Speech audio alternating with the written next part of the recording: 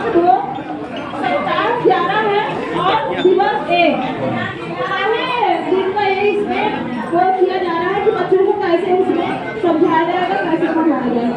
ये हमारा टॉपिक है शब्द वाक्य पठन, लेखन गतिविधि, धारा प्रवाह पठन और स्वतंत्र अभ्यास। पहला टॉपिक है शब्द वाक्य पठन और लेखन गतिविधि। इसके लिए सहायक सामग्री इस्तेमाल की गई है अभ्यास पुस्तिका और शब्द कार्ड।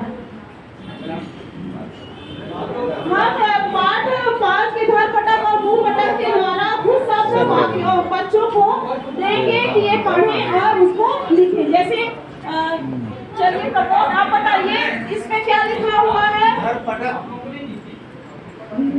वेरी गुड, बहुत अच्छा। चलिए आप बताइए कि शब्द कार्ड में क्या लिखा हुआ है?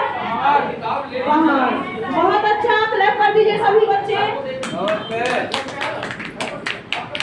चलिए ललिता आप बताइए कि इसमें क्या लिखा हुआ है, इस शब्द कार्ड में क्या लिखा हुआ है? बहुत वेरी गुड, क्लैप कर दीजिए सभी लोग। अब देखिए उसके बाद कुछ वाक्य दिए हुए हैं यहाँ पर, तो उस वाक्य को पढ़कर आप लोग दिखाएंगे। चलिए आप पढ़ के बताइए सारा क्या लिखा हुआ वाक्य में, थोड़ा पढ़िए आराम से पढ़िएगा, जहाँ नहीं समझ में आएगा मैडम जी बताएंगे।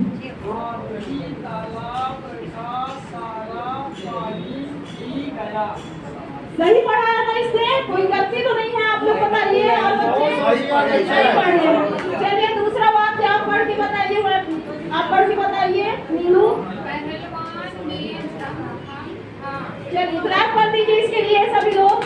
अब क्या है लेखन गतिविधि, जैसे कुछ वाक्य अगर हम बोलेंगे, एक चार्ट ले लीजिए जब, तो यहाँ पर लिख के आपको दिखाना पड़ेगा। चलिए आप लिखिए यहाँ पर, हाँ लिख के दिखाइए। घर पटक एक, घर पटक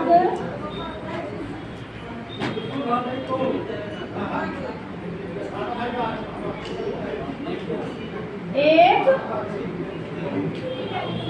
पहलवान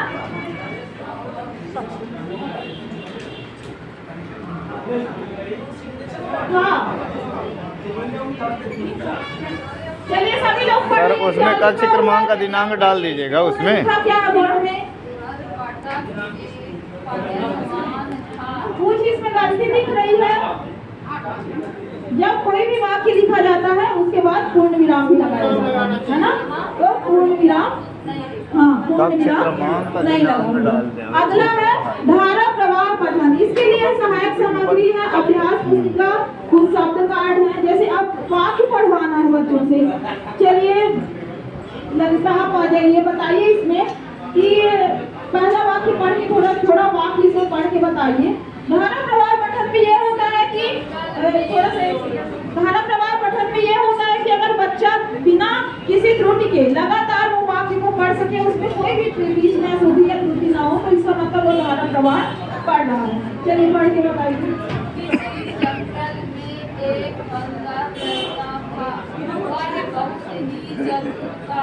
एक दिन उसे एक थैला बड़ा मिला। हाँ, अब इससे हम कोई क्वेश्चन भी पूछ सकते हैं कि बंदर कहाँ पे रहता था? बताओ तुम, ललिता बताओ। वेरी गुड, क्लैप कर दीजिए। उसे जंगल में क्या मिला? क्या मिला? थैला मिला। बहुत अच्छा। अब अगला है टॉपिक हमारा स्वतंत्र अभ्यास। जब अब हम बच्चों से बनने लगे तो उसके लिए स्वतंत्र अभ्यास है कि हाँ उनसे ये चीजें आप बनने लगे। उसके लिए हमने कुछ चित्र बनाया हुआ है, उस चित्र से रिलेटेड कुछ क्वेश्चन हम यहाँ पर पूछेंगे, है ना। देखिए चलिए आप बताइए मीना, इसमें बताइए इस चित्र में आपको कौन कौन सी वस्तुएं दिखाई दे रही हैं? पेड़ दिख रहा है, घर दिख रहा है, सूरज दिख रहा है, पहाड़ भी दिख रहा है, खिड़की दिख रही है, दरवाजे दिख रहे हैं। हाँ सौरभ आप बताइए, जो सूरज है किस दिशा से उगता है? पूरब दिशा से उगता है। उसको पूर्व नहीं कहते हैं, पूरब कहते हैं ना। पूरब दिशा से सूर्य उगता है। और बताइए कि घर है तो घर के कुछ पर्यायवाची बन सकते हैं, आप लोग बता सकते हैं। चलिए आप बताइए मोहन, घर के कुछ पर्यायवाची बता दीजिए।